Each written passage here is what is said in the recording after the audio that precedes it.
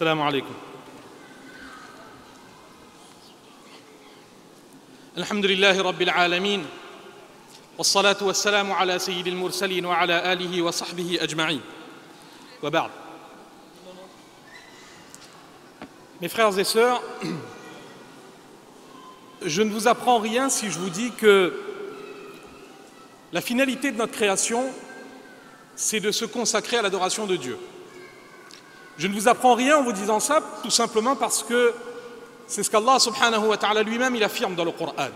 وَمَا خَلَقْتُ الْجِنَّ وَالْإِنسَ إِلَّا لِيَعْبُدُونِ. Je n'ai créé les hommes et les djinns que pour qu'ils apprennent à me connaître, à me reconnaître et à se soumettre à moi, c'est-à-dire à faire l'adoration d'Allah. Nous avons été créés pour adorer Dieu. Mais souvent, il y a une certaine incompréhension du sens réel de l'adoration, al-ibad. Souvent, nous avons tendance à penser que l'adoration de Dieu, c'est s'adonner aux pratiques rituelles, faire la prière, s'acquitter de la zakat, etc., etc. Alors que lorsque l'on revient vers nos références premières, le Coran et la Sunna, on constate que l'adoration de Dieu, c'est une obligation, un devoir, qui ne se limite pas seulement au domaine rituel, qui va bien au-delà. L'adoration de Dieu, c'est une obligation qui irrigue tous les domaines de notre vie. Quand on fait des affaires, si on le fait correctement, on est en train de faire l'adoration de Dieu. Quand on se comporte bien envers les gens de la société, en respectant les enseignements du prophète alayhi salatu wassalam, là aussi nous sommes en train de faire l'adoration de Dieu. Et d'ailleurs, lorsque vous revenez vers le Coran, vous constaterez une chose extraordinaire. C'est que dans le Coran, vous ne trouverez aucun verset qui détaille la façon d'accomplir les rituels. Prenez le premier rituel, la salat, la prière. Vous pouvez prendre le Coran depuis la sourate al-Fatiha jusqu'à la sourate al-Nas, lire l'intégralité du Coran, vous ne trouverez pas un passage du Coran qui vous explique en détail comment faire la prière. Vous ne le trouverez pas. C'est le prophète alayhi salatu wassalam qui, par ses enseignements, nous a montré comment il faut prier, à quel moment il faut prier, etc., etc. Et il en est de même pour la zakat, il en est de même pour le hajj, et ainsi de suite. Par contre, si vous prenez une dimension, une problématique comme celle de demander la permission avant d'entrer chez autrui, qui relève donc purement de l'éthique sociale. Comment est-ce qu'on doit se présenter lorsqu'on va rendre visite à quelqu'un? Eh bien, vous verrez qu'il y a près de 2 pages du Coran qui traitent de façon très détaillée toutes ces règles. Ce qu'on appelle en arabe al-mu'ashara.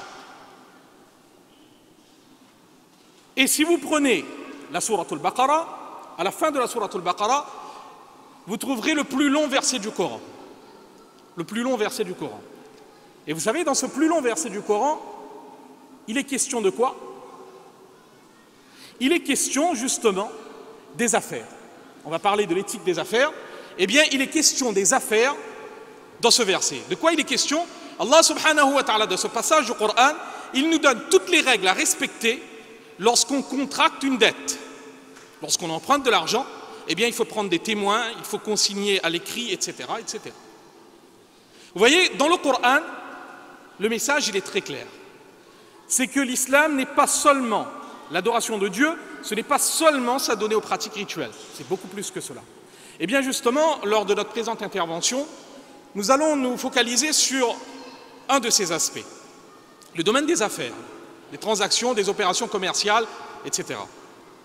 Et nous allons voir un certain nombre de principes, un certain nombre d'enseignements qui sont toutes extraites du Coran et des hadiths, de nos sources premières, et qui ont cette particularité de nous montrer que lorsqu'on fait des affaires en islam, lorsqu'on s'engage dans une activité économique et professionnelle, on se doit d'avoir une certaine éthique, d'avoir des idéaux à l'esprit qui doivent orienter et irriguer toutes les actions que nous faisons. Alors justement, le temps étant limité, nous n'allons pas pouvoir passer en revue tous les enseignements du Coran et des hadiths qui traitent des transactions. Nous allons nous contenter de citer 5 ou 6 enseignements très importants, mais qui suffisent amplement à nous montrer quelle est la voie à suivre dans ce domaine essentiel. Essentiel pourquoi? Parce que nous passons énormément de notre temps, dans notre vie de tous les jours, à justement à être engagés dans une activité économique. Lorsqu'on compare, le temps que l'on passe à la mosquée est relativement court par rapport au temps que nous passons dans les activités économiques. Donc c'est très important de connaître quelles sont les orientations et quelles sont les limites qui nous ont été énoncées à travers la révélation dans ces domaines-là. Le premier enseignement que je voudrais souligner avec vous, c'est que le fait d'exercer une activité économique productive, en d'autres mots, le fait de travailler, en islam, c'est quelque chose qui a été très fortement recommandé. Et même dans certains cas, ça peut même devenir une obligation, un devoir. Vous voyez qu'il n'y a pas de séparation hermétique entre ce qui relève du religieux et ce qui relève de la vie matérielle. Rendons César ce qui appartient à César et à Dieu ce qui appartient à Dieu, ça n'a pas de place en islam. Tout appartient à Dieu.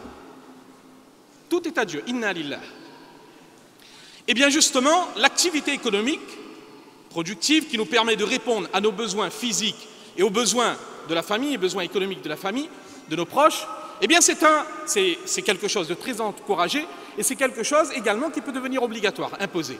Le prophète alayhi salatu wassalam, dans un hadith, il disait que l'être humain, le croyant, il ne peut manger de meilleure nourriture que celle qu'il a acquise par le biais des biens qui résultent de son travail, le fruit de son labeur.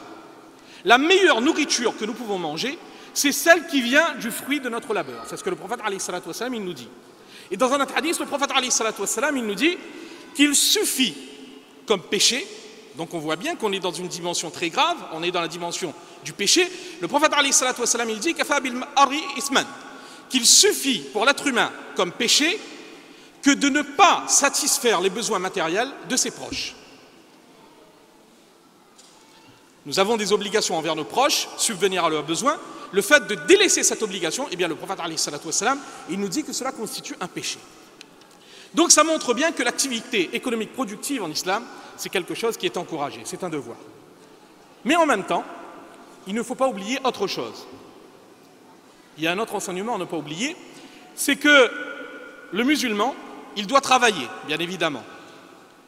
Mais tout en travaillant, il doit développer et entretenir la conviction que ce qu'il va obtenir comme richesse, comme bien matériel, ne vient pas de son labeur, ne dépend pas de son labeur. Tout dépend de Dieu, d'Allah subhanahu wa ta'ala. Ça c'est essentiel. C'est ce que l'islam nous enseigne à travers la notion de tawakkul. At-tawakkul, souvent nous avons mal compris qu'est-ce que le tawakkul. Nous pensons que le tawakkul, avoir confiance en Dieu, c'est délaisser complètement les moyens matériels. C'est pas ce que le prophète alayhi salatu wassalam nous enseignait. At-tawakkul, c'est agir dans ce monde et garder sa confiance en Dieu. C'est un équilibre subtil.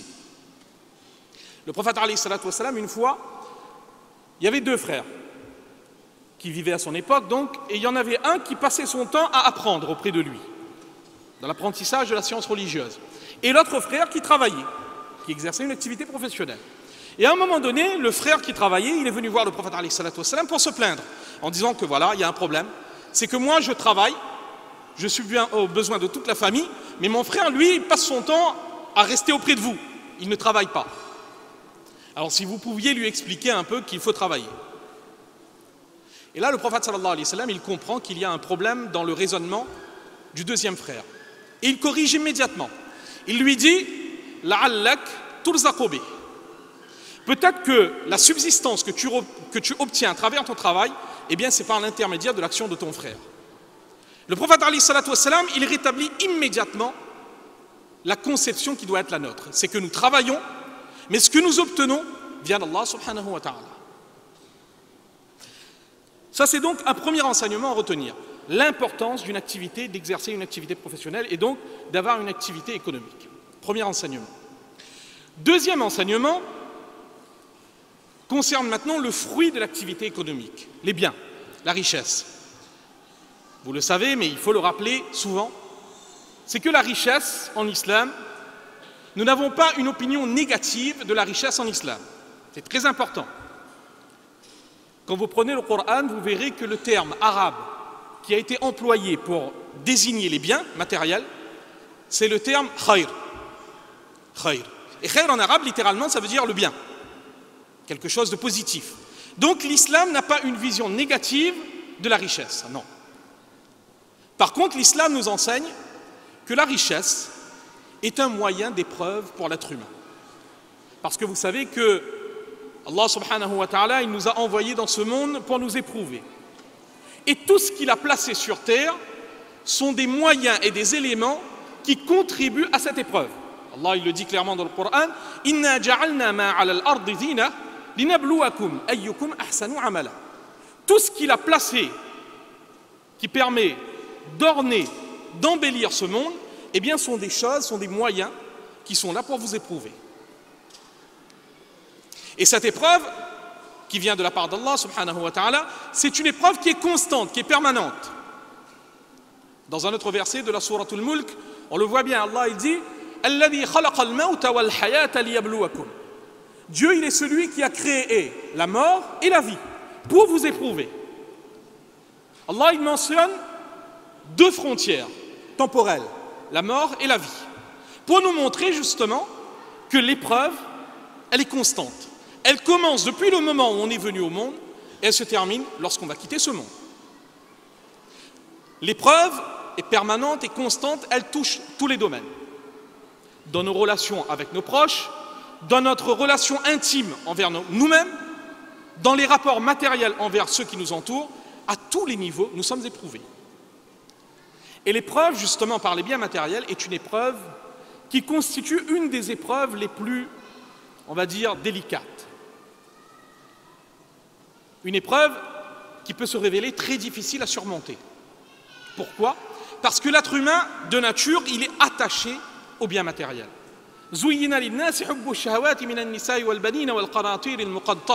Allah, dans le Coran, il nous rappelle que l'amour pour les biens matériels fait partie intégrante de la nature humaine. Ça fait partie de notre bios, en quelque sorte. Ça fait partie de notre intérieur. Et justement, c'est sur cette dimension, sur l'attachement que nous avons envers les biens matériels, qu'Allah subhanahu wa ta'ala, il va nous éprouver. Et le prophète alayhi salatu wassalam, dans les hadiths, il a mis en valeur les deux dimensions des biens matériels.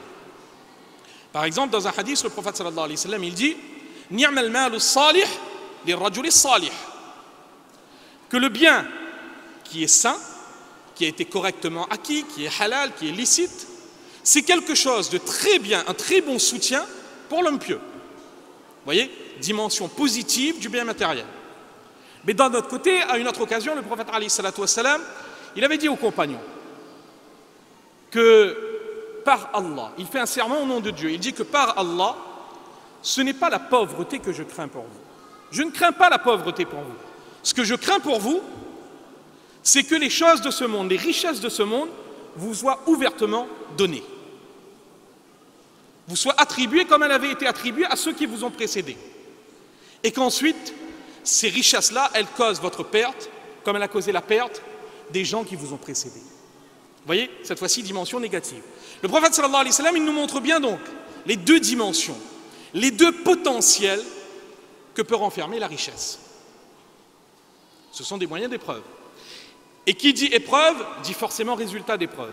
Eh bien, là aussi, le prophète alayhi salatu wassalam, il nous a dit que le jour du jugement dernier, lorsque nous serons tous et toutes présents devant Allah subhanahu wa ta'ala, et que nous aurons à répondre des actes qui ont été les nôtres dans ce monde, eh bien, le prophète sallallahu alayhi wa sallam, il nous mentionne un certain nombre de questions, d'interrogations qui nous seront posées en priorité.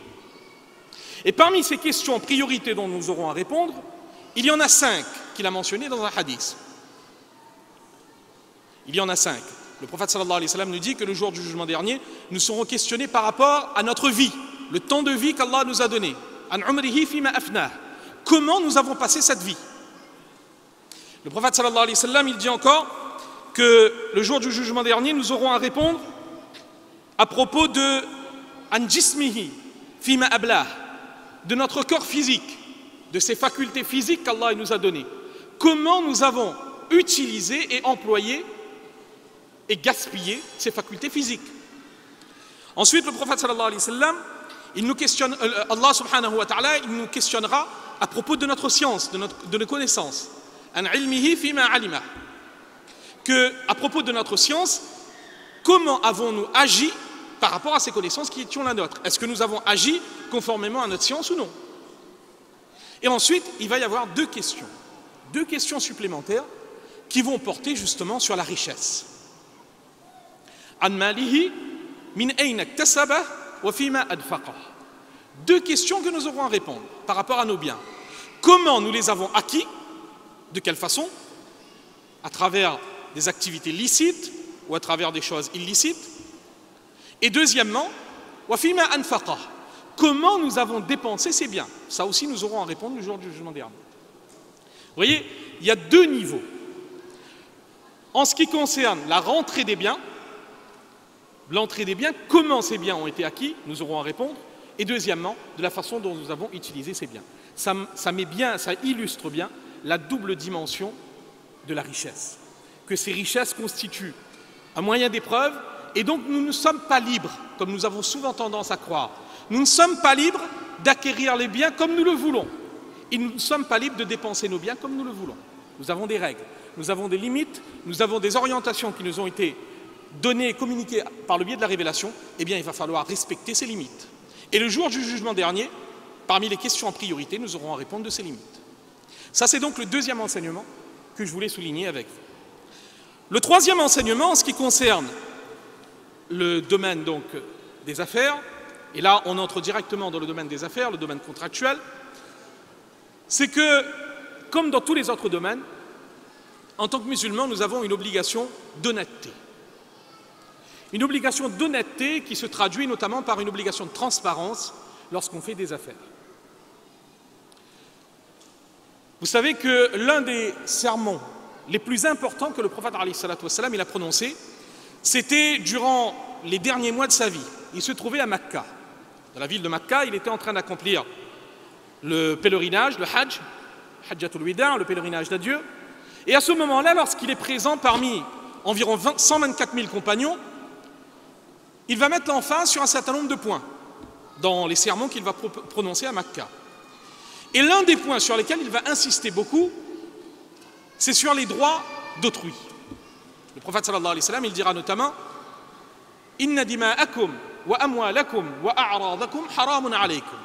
Il s'adressera aux compagnons et à travers eux, à nous tous, à chacun de nous, et il dira que vos biens, votre sang, vos personnes et votre honneur est sacré les uns pour les autres, comme sont sacrés. Et le prophète sallallahu alayhi wa sallam, il va prendre comme témoin la terre de Makka durant cette période-là. Vous savez que les jours les plus sacrés de l'année, ce sont les jours du Hajj. Et à ce moment-là, le prophète sallallahu alayhi wa sallam, il se trouvait sur la terre la plus sacrée. Eh bien, il dira que vos biens, votre honneur et vos personnes sont sacrés les uns par rapport aux autres, comme est sacré pour vous ce lieu, en ce jour, à cet endroit. Donc ça, si le prophète sallallahu alayhi wa sallam a mis autant d'emphase durant les derniers jours de sa vie, c'est pour nous communiquer un message très fort. C'est que le bien de notre frère et le bien de notre sœur, ou bien les biens de n'importe quel être humain, nous n'y avons pas droit, sauf de la façon que Dieu il nous a autorisé de se l'approprier. Il y a des règles. Et le prophète sallallahu alayhi wa sallam, il a pris comme exemple de règles, de contrat, la vente, parce qu'à l'époque de la révélation, c'était le contrat le plus courant, le contrat commercial le plus courant, c'était la vente. Mais c'est une exigence qui doit être appliquée à travers tous les contrats, même dans un contrat de prestation de service, un contrat d'entreprise, tout ce qu'on veut, dans tous les contrats, nous aurons une obligation. Le prophète sallallahu alayhi wa sallam, il dit « Innamal bay' an taradi » que la vente se résume au consentement. Le consentement, il est fondamental. Pourquoi le consentement, il est fondamental? Parce que justement, Allah, il le dit dans le Coran, Ya ayyuhalladhina amanu la ta'kulu amwalakum baynakum bil batil, illa an takuna tijara an taradim minkum. Ne vous appropriez pas les biens les uns des autres de façon illicite, si ce n'est par le biais d'un commerce, d'un négoce, an taradim minkum, qui résulte d'un consentement mutuel entre vous. On voit bien, le consentement, il est central dans le domaine du contrat. Et d'ailleurs, ce n'est pas le propre du droit musulman. Vous prenez n'importe quel système juridique, vous verrez qu'à la base du contrat, on trouvera un élément commun, le consentement mutuel. C'est fondamental. Mais en même temps, comme le disent les juristes, ce qui est exigé dans un contrat, dans une opération, ce n'est pas seulement de consentir. Il faut que le consentement qu'on donne soit un consentement libre et éclairé. Ça veut dire que l'on sache exactement ce sur quoi on est en train de donner son accord. Parce que lorsque quelqu'un est trompé, lorsque quelqu'un est floué, même si en apparence il a donné son accord, mais en réalité il n'a pas consenti. Et c'est pour ça, et ça nous ramène vers le troisième enseignement, justement, l'enseignement qui consiste à dire que l'honnêteté dans le domaine contractuel, dans le domaine des affaires, est fondamentale en islam. Et le prophète sallallahu alayhi wa sallam, une fois, il était en train de marcher, il passait sur le marché de Médine, et il avait vu un compagnon qui était en train de vendre des grains, comme ça se faisait couramment à l'époque. Et à ce moment-là, il regarde donc le tas de grains, et il met ses doigts à l'intérieur. Et qu'est-ce qu'il voit? Qu'au-dessus du tas de grains, les grains sont secs, mais à l'intérieur, les grains sont mouillés et sont abîmés. Et là, immédiatement, il questionne, il interpelle le vendeur. Il lui dit, mais qu'est-ce que c'est que ça? Qu'est-ce que c'est que ça? Et là, le vendeur, il lui donne des excuses. Il lui dit qu'en fait, eh bien ça, c'était ma marchandise, il y a eu de la pluie, je n'ai pas pu la protéger. Donc voilà, il y a une partie de ma marchandise qui a été abîmée, mais il fallait absolument que j'écoule ma marchandise. C'est pour ça que j'ai caché les biens abîmés en dessous et j'ai mis au-dessus des biens de bonne qualité. Et là, le prophète sallallahu alayhi wa sallam va lui dire quelque chose de très sévère, très sévère. Il va lui dire « Man rasha falaysa minni » Celui qui cherche à tromper les autres, il ne fait pas partie de notre voie, il ne suit pas notre voie. Vous voyez, le prophète sallallahu alayhi wa sallam tient des propos aussi sévères pour un manquement dans le domaine de l'activité économique. Ça montre bien ce qu'on évoquait tout à l'heure, qu'il n'y a pas de séparation. Il n'y a pas de séparation en islam entre notre attitude dans la mosquée et notre attitude dans la vie professionnelle. Autant dans la mosquée nous devons être exemplaires, autant dans notre activité professionnelle nous devons être exemplaires. Le prophète sallallahu alayhi wa sallam donc, il nous montre la gravité qu'il y a à essayer de tromper les autres. Et d'ailleurs dans un autre hadith, il tient des propos encore plus durs. Le prophète sallallahu alayhi wa sallam dans un autre hadith, il cite parmi les catégories de personnes qui le jour du jugement dernier, eh bien Allah, il ne les regardera pas avec un regard de miséricorde. Allah ne regardera pas avec un regard de miséricorde ces gens-là. Et il va citer certaines catégories de personnes. Et parmi celles-ci, le prophète sallallahu alayhi wa sallam, il dit Al-munfiq sil'atahu bil-halif al-kadhib. C'est celui qui écoule sa marchandise par le biais de serments mensongers. Wallah, je t'assure, c'est le meilleur produit qu'il y a sur le marché. Tu ne trouveras pas mieux que ça ailleurs. Alors qu'au fond, on sait pertinemment qu'il suffit qu'il passe la porte d'à côté et pour avoir moins cher. Mais le prophète sallallahu alayhi wa sallam, il dit que celui qui a cette habitude de faire des serments, de prendre Allah à témoin pour tromper son client, donc on n'est en rien dans une activité spirituelle, on est purement dans le matériel. Eh bien le prophète sallallahu alayhi wa sallam, il dit que cette personne-là, le jour du jugement dernier, eh bien il n'aura pas le regard de Dieu sur lui. C'est vous dire la gravité de la chose. Troisième enseignement, donc, devoir, obligation de transparence. Quatrième enseignement, et là c'est celui souvent qui est le plus connu, que l'on répète le plus souvent, mais qui en même temps, malheureusement, la réalité nous montre que c'est aussi l'obligation qui est la plus négligée. C'est l'interdiction du riba, de l'intérêt.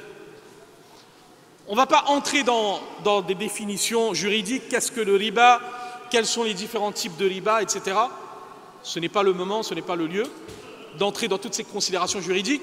Retenons juste qu'à l'époque de la révélation, le riba, la forme de riba la plus répandue, c'était le prêt à intérêt.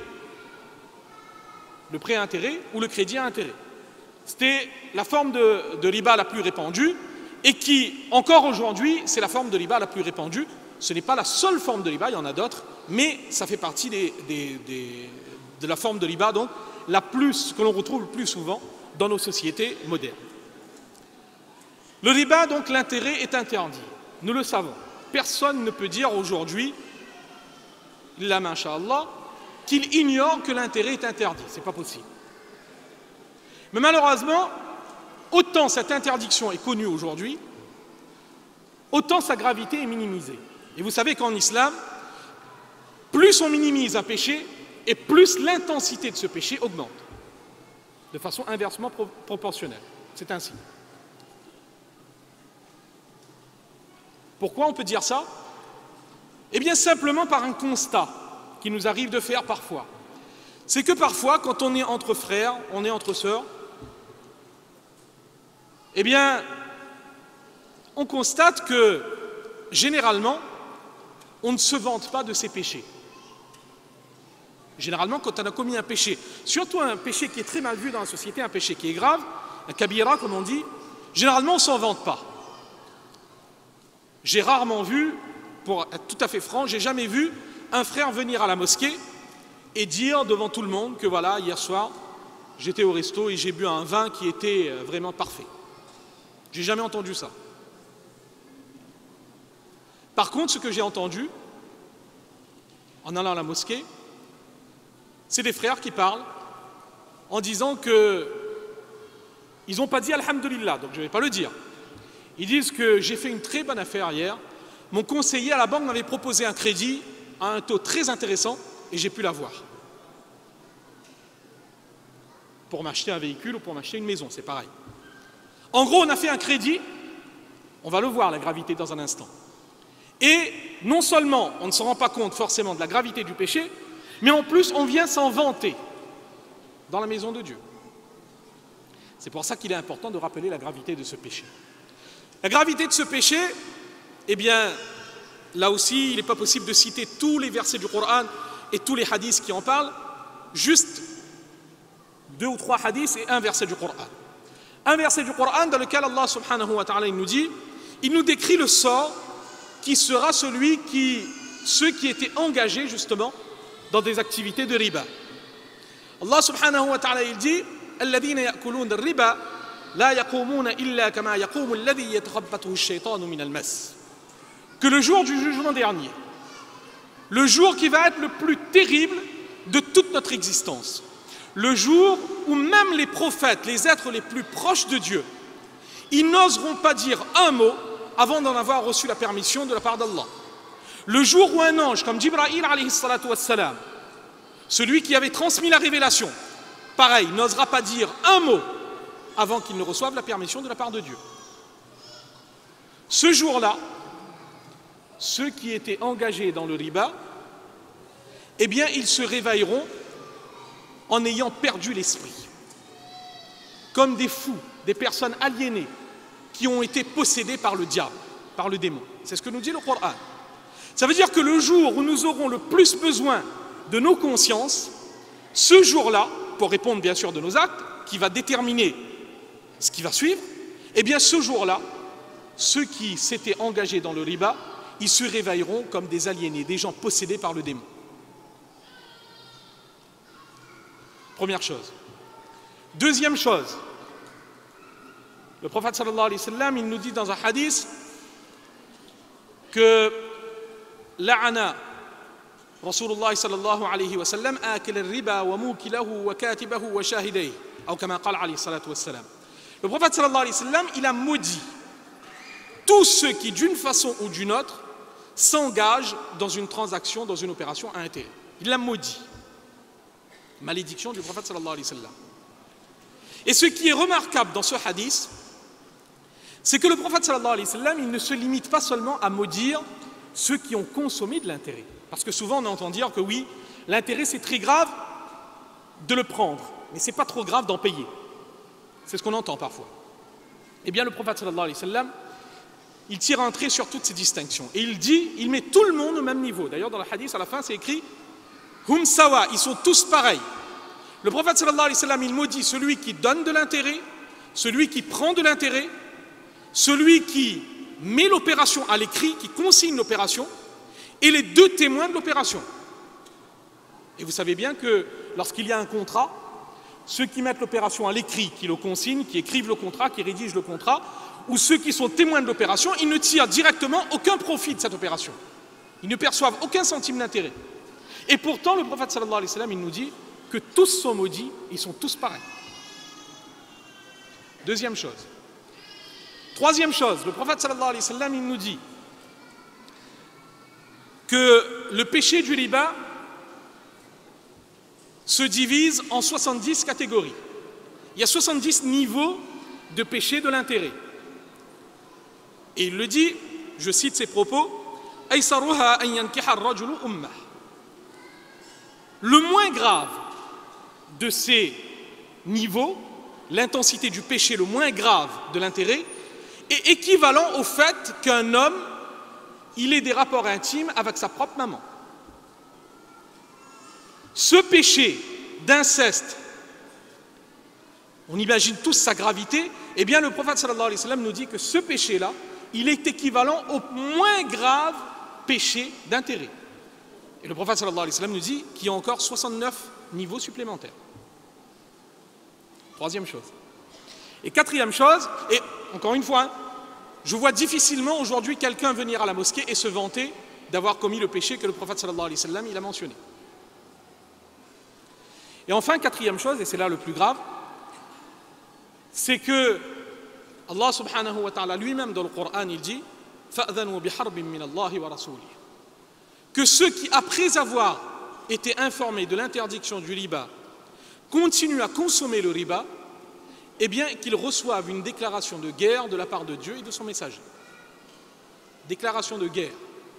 Aujourd'hui, juste pour remettre un peu les esprits en place, aujourd'hui, si on nous dit que demain matin, on aura un inspecteur du fisc qui vient nous rendre visite, on ne sait même pas si on a quoi que ce soit qu'il ait à nous reprocher, on commence immédiatement à trembler, à essayer de réfléchir sur les 5 dernières années, tout ce que j'ai pu faire au black. Ça nous revient à l'esprit. Et ça, c'est quoi? C'est un homme, on ne sait même pas peut-être qu'il vient acheter quelque chose chez nous. C'est un potentiel client. On ne sait même pas s'il vient pour un contrôle. On nous a dit qu'il va venir chez nous, c'est tout. On n'arrive même pas aujourd'hui à supporter ce stress. Comment pourrons-nous supporter le jour du jugement dernier le stress que va provoquer le fait de savoir que dès ce monde, dans ce monde, nous avons reçu une déclaration de guerre de la part d'Allah et de son messager. Et ce jour-là, encore une fois, on revient vers la première chose qu'on avait dite, ce jour-là, on n'aura même plus nos esprits. On sera comme des gens possédés.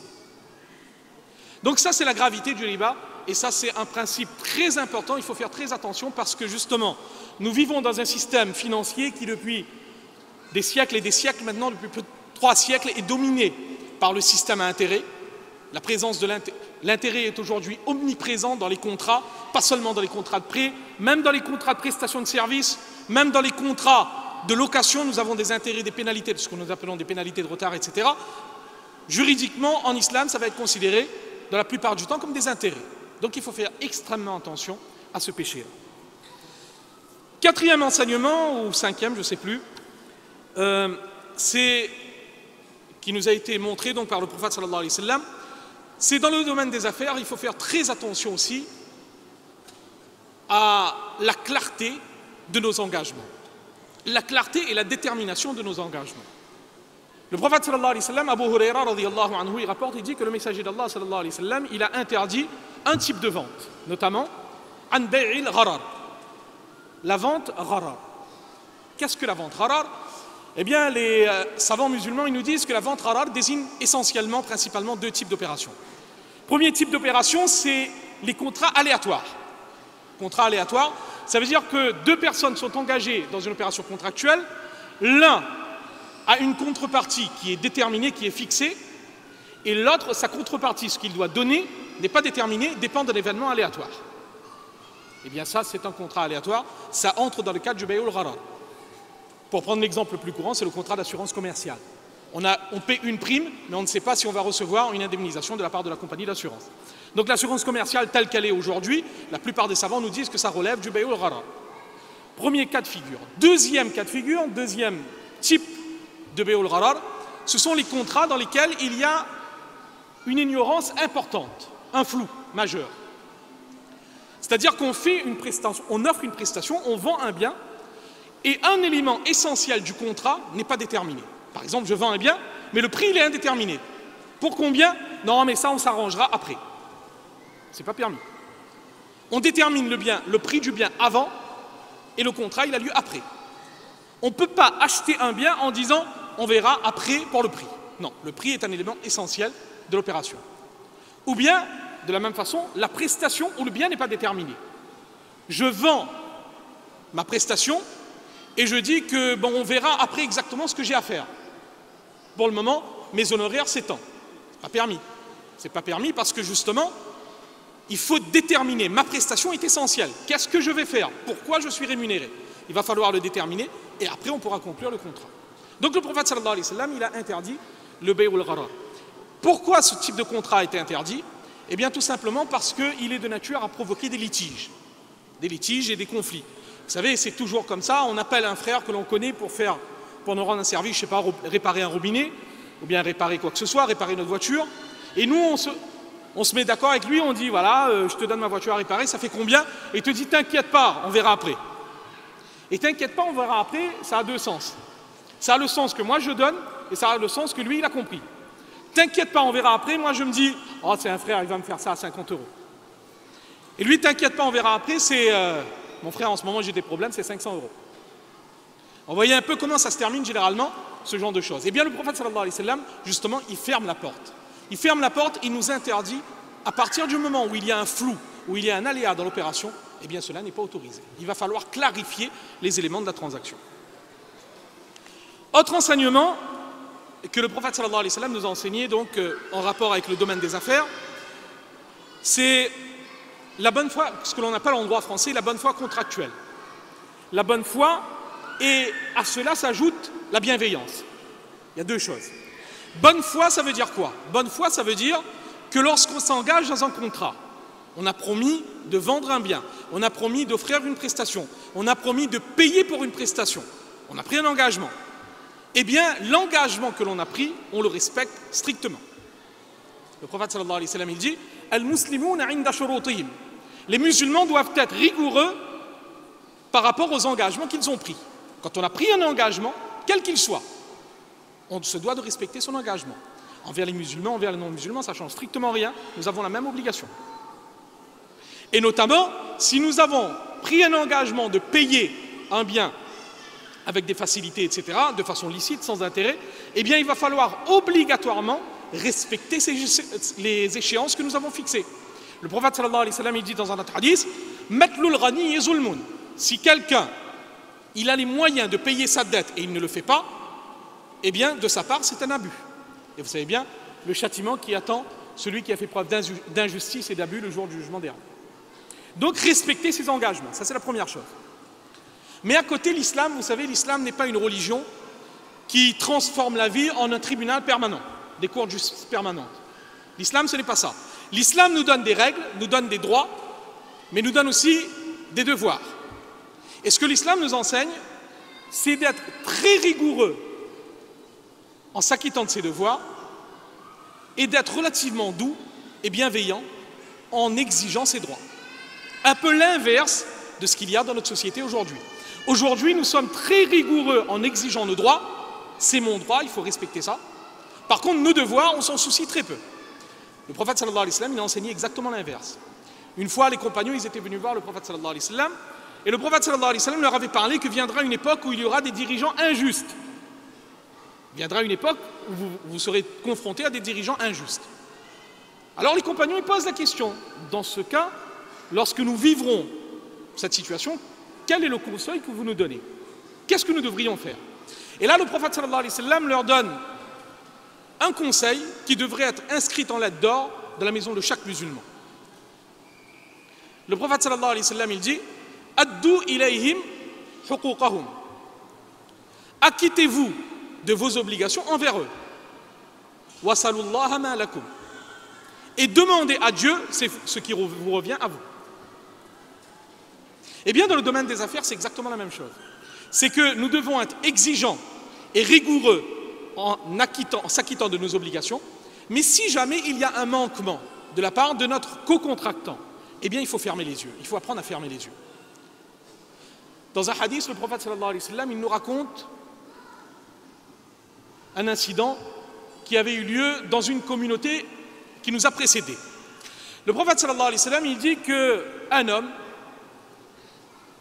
alors il est possible que ça s'est passé dans la tombe ou il est possible que ça se produira le jour du jugement dernier. Le prophète sallallahu alayhi wa sallam, il nous raconte l'histoire au passé pour nous projeter ça dans notre vie de tous les jours. Le prophète sallallahu alayhi wa sallam, il dit qu'un homme, parmi les communautés précédentes, a été jugé.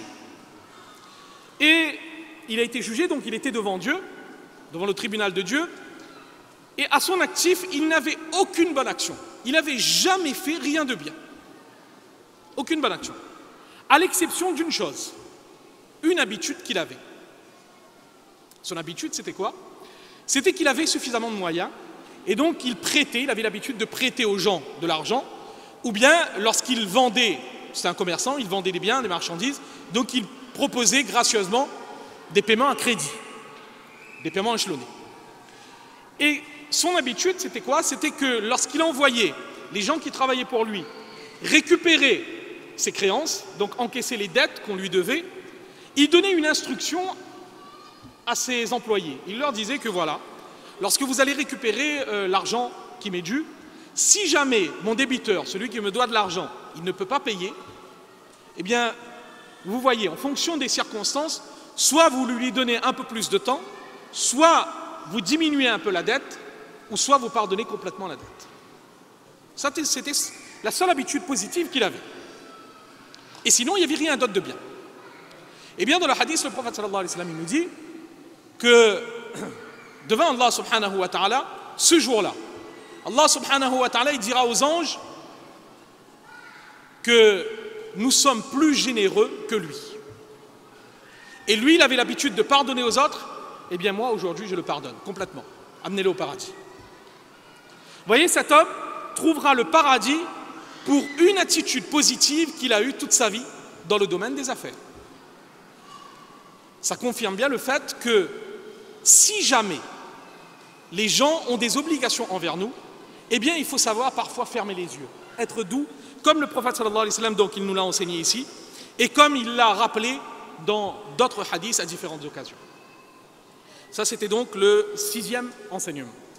Et le 7e, et ça va être le dernier enseignement, et je vais m'arrêter là, c'est que nous avions vu au début, nous avions commencé par cela d'abord, que notre mission centrale dans ce monde, la finalité de notre création, c'est faire l'adoration de Dieu. Nous avions également dit que le jour du jugement dernier, nous aurons à répondre de la façon dont nous avons acquis nos biens et de la façon dont nous avons dépensé nos biens. Et bien à partir de là, il faudra garder toujours à l'esprit deux choses. Deux choses. C'est que dans la gestion de nos biens, dans notre lien matériel avec nos richesses, d'un côté, il faudra faire très attention à ce que l'on n'oublie pas l'essentiel et la priorité. La priorité, c'est quoi? C'est notre relation avec Dieu, avec Allah subhanahu wa ta'ala. Jamais, au grand jamais, notre activité économique ne devra primer sur notre relation avec Allah. Le Coran est très clair là-dessus. Ya ayyuhalladhina amanu la tulhikum amwalukum wala awladukum an dhikrillah. Ô les croyants, que vos biens et que vos enfants ne vous détournent pas du souvenir de Dieu. Le souvenir d'Allah doit être essentiel à tout moment dans notre vie, doit rester central.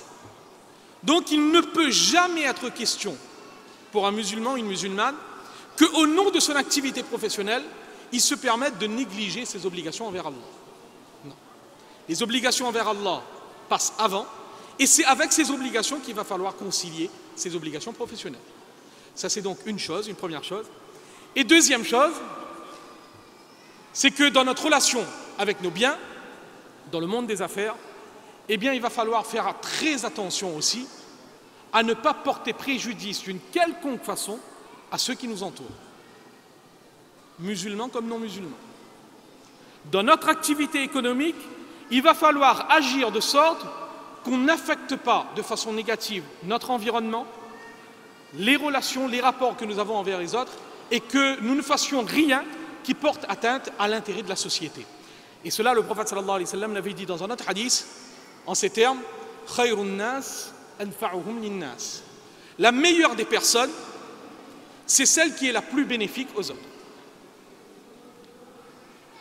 Plus nous ferons attention aux intérêts de la société, aux intérêts de ceux qui nous entourent, et mieux nous serons au niveau de notre foi. Qu'Allah subhanahu wa ta'ala me donne l'opportunité de bien comprendre, de mettre en œuvre ces enseignements, et qu'Allah subhanahu wa ta'ala nous permette à tous et à toutes de développer une véritable éthique, un sens des responsabilités dans les opérations économiques et commerciales que nous entreprenons. Wallahu a'lam wa akhiru da'wana alhamdulillahi rabbil alamin. Barakallahu fikum pour votre attention.